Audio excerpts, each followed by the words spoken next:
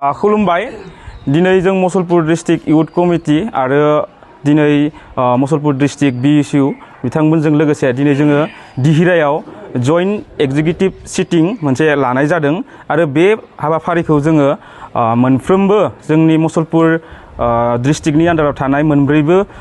कनस्टिटुएन्सिनि आन्दाराव जोङो लादों। जोंना मोनथाम हाबाफारिया जोंना साक्सेसफुलि जाखांबाय आरो नै दिनै मोनसे हाबाफारि दंबावो जोंहा कख्लाबारियाव जागोन। बेखौ जों दा दान्दिसे उनाव जों थांगोन। स' बे हाबाफारिखौ लानाया जोंना ओरैबायदि मोनसे साक्सेसफुल हाबाफारि जादों बेखौ आङो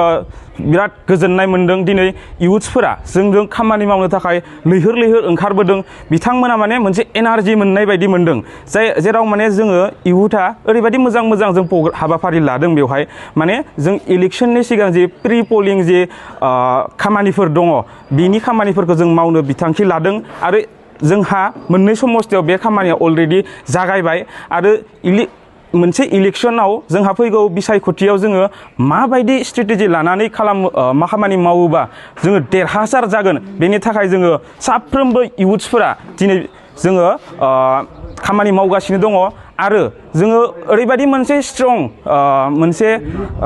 गोहो मोन्दों जेराव जों मा बिएसइउ आरो इयुथ मोननैबो जोङो खौसे जानानै जोङो दिनै खामानि मावनो ओंखारबोदों। जों गासैबो खनसेनो जमा खौसे लोगो जानानै जों खामानिफोरखौ मावगासिनो दङ आरो जोंल' नङा दिनै मुसलपुर डिस्ट्रिक्ट हिसाबैल' नङा जोंनि बिटिसिनि मोनफ्रोमबो डिस्ट्रिक्टआव जों 10टा डिस्ट्रिक्टआवबो गासैबो बिथांमोना बेबायदि खामानि मावगासिनो दङ। दिनै इयुथफोरा बेबायदि इनिसियेटिभखौ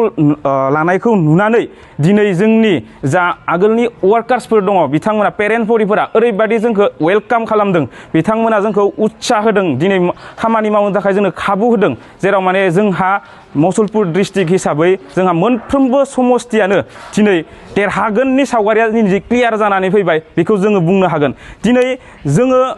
दिहिरा समस्थिखौनो जुदि एग्जाम्पल होयोबा दिनै दिहिरा समस्थियाव जों ओरैबायदि इयुथफोरा जोंजों लोगोसे खामानि मावनो ओंखारबोदों। बिथांमोननि थाखाय जों माने रोजा रोजा साबायखर होयो आरो दिनैनि बे प्रग्रामनि जोहैनो दिनै दिहिरा समस्थियाव जोंजों लोगोसे 29 जन सुबुंफोरा बा वार्कार्सफोरा दिनै जइन जादों। दा बेबायदि सानफ्रोमबो जोङो माने गिदिर प्रग्राम खालामालासिनो पकेट जोङो मबिलाइजेसन खालामनानै पकेटै जोङो जइन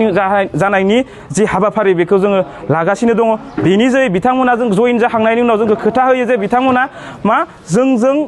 फैखांनायनि उनाव बिथांमोना गावसोरनि एरियानि गासैखौबो जों बिपिएफआव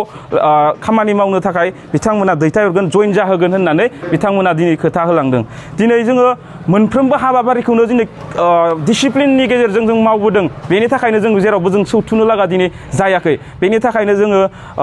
जों रोखायै बुंनो हागोन जे दिनै जोंहा बिपिएफ हानजा हिसाबै दिनै मुसलपुर डिस्ट्रिक्ट हिसाबै बिराद स्ट्रं जानानै दङ होननानै जोङो इयुथआ दिनै बुंनो हायो। गोजोन्थों। खुलुमबाय। दा जोङो दङ दिनै दिहिरा समस्थियावहाय जोङो मुसलपुर जिल्ला इयुथ बिपिएफ आरो बिएसइउ हिसाबै जोङो स्ट्रं भाबै मोननैबो टीमजों कम्बाइन जानानै जों जयेन्टलि स्पेसियेल जयेन्ट एग्जिकिउटिभ मिटिं लागासिनो दङ आरो बे हाबाफारिया जोंहा अलरेडि मोनथाम समस्थियाव नैबे दिहिरा ब्लकजों लोगोसे मोनथाम समस्थि जोङो दिनै खालामखांबाय आरो दा जोंहा मोनसे दंबावो बेनो जाहैबाय कख्लाबारि ब्लक माने कख्लाबारि कनस्टिटिउसनाव जोंहा दा बेलासिनि 3 रिंगायाव जोंहा जानो लागा। दा जोङो बे मेलनि गेजेरजों जों ओरैबायदि मोनसे एवारनेसखौ जों खालामदों आरो बे एवारनेसआ जाहैबाय दिनै जोङो इयुथ आरो बिएसइउ हिसाबै जिखिनि हाबाफारि इयुथ आरो बिएसइउखौ स्ट्रेंथेनिं लाबोनो थाखाय जों हाबाफारिखौ मावदों। बे हाबाफारियाव जोंहा जोङो साक्सेसफुल जानानै थांनायखौ जोङो रोखा जोङो फोरमान जादों आरो दिनै जोङो बुंनो थाङोबा बिएसइउ आरो इयुथआ जोङो जिखिनि खामानि मावबोबाय बेयाव जोङो गासैबो जिखिनि जों खामानि मावबोनाय बेयाव पजिटिभलि जोङो रेसपन्सखौ जोङो मोननो हादों। दा बुंनो थाङोबा जोङो मुसलपुर जिल्ला हिसाबै जोङो कख्लाबारि समस्ति मुसलपुर समस्ति बागानपारा समस्ति आरो दिहिरा समस्ति बे मोनब्रैबो समस्तियाव जोङो जिल्ला नाङैनो जोंहा मोनब्रै समस्तियाव मोनब्रैयावबो जों बिपिएफआ दिनै देरहागोन होननानै जोङो रोखा बुंनो हायो। जोंनि बिपिएफ दोलोआ मोनसे जिखिनि रिजलिउसन लादों बे रिजलिउसनफोरा जोंनि BSU आरो इयुथनि थाखाय खोब एट्रेक्टिभ मोनसे डिसिसन जानानै दङ दिनैनि समाव माने दिनैनि समाव जुदि BPFआ सरकाराव फैयोबाथाय जोङो सात्रफोरनि थाखाय माबायदि हाबाफारि लादों बेयाव जोंहा BTC समग्र BTCनि थाखाय जोङो मोनफ्रोमबो जिल्लायावनो जोङो दिनै इउनिभारसिटिनि आन्डारावहाय जोङो केम्पास खालामनानै होगोन होननाय जोंहा रोखायै बुंथिनाय दङ बेखौ रोखायै फोरमायगोन जे जोंहा जोंनि BTC ओनसोलावहाय जोंनि जिखिनि जाति जनगोष्ठी दङ बे जाति जनगोष्ठीनि गेजेरावहाय जि MIL बिभागाव जायफोरा टप 10 हाबगोन बे टप 10 हाबनायफोरनि थाखाय फाइनान्सियेल एसिस्टेन्ट 5 लाख करै बान्था होनाय जागोन आरो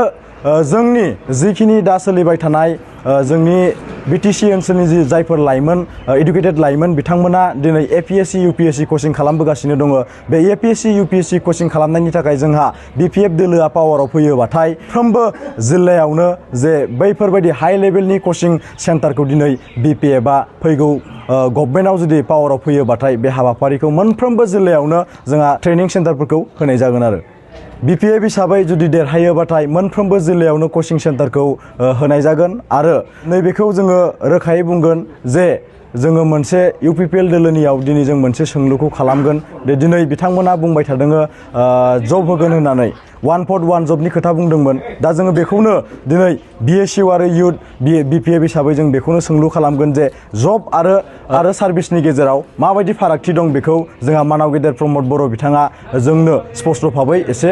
बुंफोरना होयोबाथाय जों मोजां मोनगोन से बाथ्राया नैबे जे जोङो BPF दोलो हिसाबै सिगांफोराव जेबायदियै जोंहा APSC UPSC कचिंनि थाखाय अनसुंथाइखौ सिगां समनिफ्रायनो होबोदों आरो बे रोखोमैनो उननि समावबो होबाय थागोन बेखौ जोंहा रोखा बुंनो हायो खुलुमबाय जों दिनै दिहिरा ब्लक कमिटिनि अफिसाव दङ आरो बिदिनो मैया जों मोननै प्रग्राम फोजोबबोबाय एवारनेस प्रग्रामा जाहैबाय जों इयुथ्स आरो BSUआ लोगो नांनानै फैबाय थानाय बिसायख'थिनि थाखाय जोंनि इयुथ्सफोरखौ माबायदि एम्पावार खालामनांगौ बे जोंनि BPF दोलोआव थायोब्ला बे इयुथ्सफोरा माबायदि स्कप मोनगोन बिनि थाखाय खुंबोदों आरो बे प्रग्रामखौ जों जथेस्थ माने साक्सेस जादों होनना फिल खालामो मानो होनोब्ला लैहोर इयुथ्सफोरा ओंखारबोनानै दिनै जोंजों हेफाजाब